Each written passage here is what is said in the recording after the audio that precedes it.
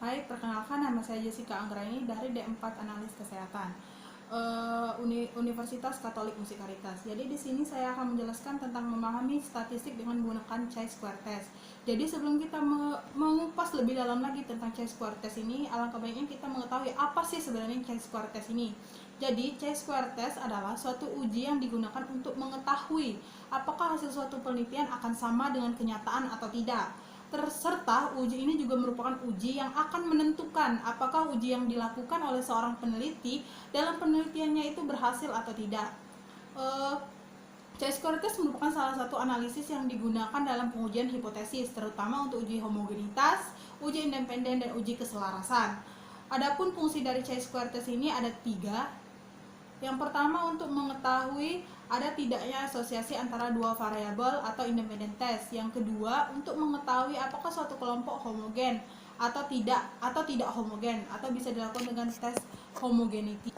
Dan yang ketiga adalah untuk melihat uji kenormalan data dengan melihat distribusi data atau goodness of fit test. Adapun uji chi-test ini dibagi menjadi 4. Yang pertama ada uji K proporsi lebih dari 2. Yang kedua ada uji tabel R kali K atau 2 sampel yang bebas. Yang ketiga ada uji independensi, dan yang keempat ada uji kesesuaian atau keselarasan. Di mana keempat uji ini akan saya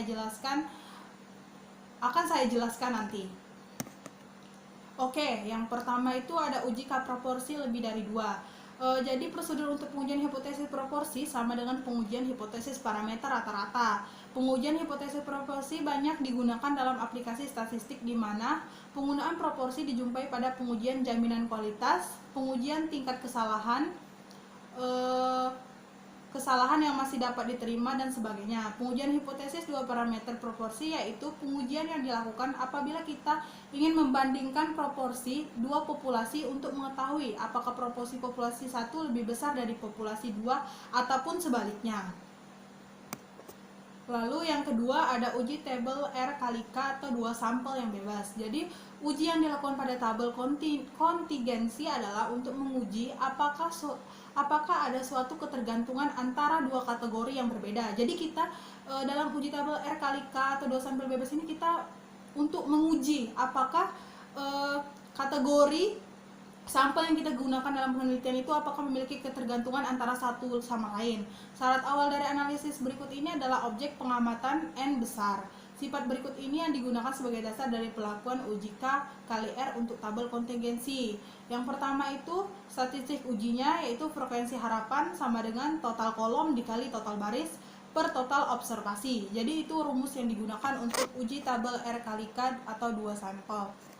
Selanjutnya untuk uji yang ketiga yaitu uji independensi, yaitu uji ini biasanya digunakan untuk menguji ada tidaknya interdependensi atau suatu variabel kuantitatif yang satu dengan yang lain dengan didasarkan observasi yang ada. Jadi di sini kita untuk menguji ada apa tidaknya interdependensi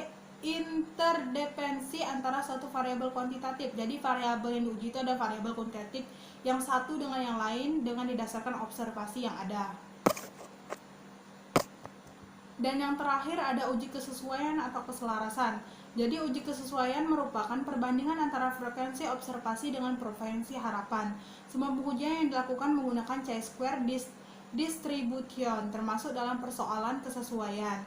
Uji ini bertujuan untuk melakukan apakah distribusi frekuensi hasil pengamatan atau observasi sesuai atau selaras dengan distribusi teori tertentu atau tidak. Baiklah, setelah menjelaskan keempat uji tadi, saya akan menjelaskan kembali apa itu uji chi-square test. Jadi chi-square test ini adalah salah satu uji dari statistika non-parametrik yang biasa dipakai dalam suatu penelitian.